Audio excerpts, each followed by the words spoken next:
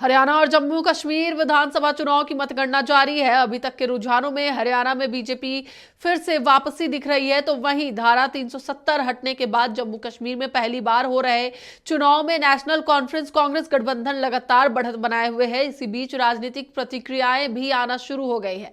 बिहार के एनडीए और इंडी गठबंधन के नेताओं की क्या प्रतिक्रिया है, ये सुनते हैं। जम्मू कश्मीर चुनाव पे अभी तो पोस्टल बैलेट की गिनती ही चल रही है।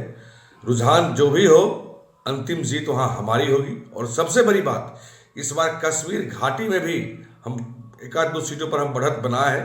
ये बीजेपी के लिए एक बड़ी उपलब्धि वाली बात है। हरियाणा का चुनाव इस बात का स्पष्ट संदेश दे रही है कि जो राज्य, जो सरकार किसानों का, पहलवानों का, बेरोजगारों का, महिलाओं का ख्याल नहीं रखेगी, जवानों का ख्याल नहीं रखेगी, वह भी इसका ख्याल नहीं रखेगा। 10 साल के कुशासन का यह अंत होने जा रहा है।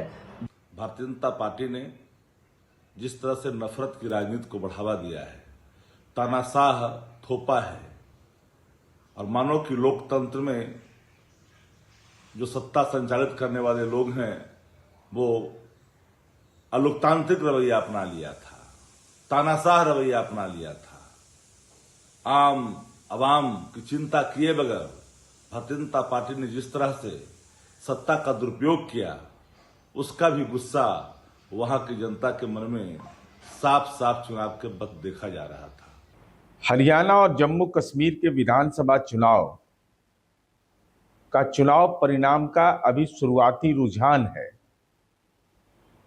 राज्य स्तरीय चुनाव है तो स्वाभाविक रूप से राज्य के मुद्दे महत्वपूर्ण है। इस संबंध में जनता की मनोदशा क्या है, जनता के द्वारा दिए गए जनादेश क्या होंगे, यह अभी भविष्य के गर्भ में है। इसलिए ऐसे सवाल पर तात्कालिक रूप से भविष्य के परिणाम पर राजनीतिक टिप्पणी किया जाना न्यायोचित नहीं लगता।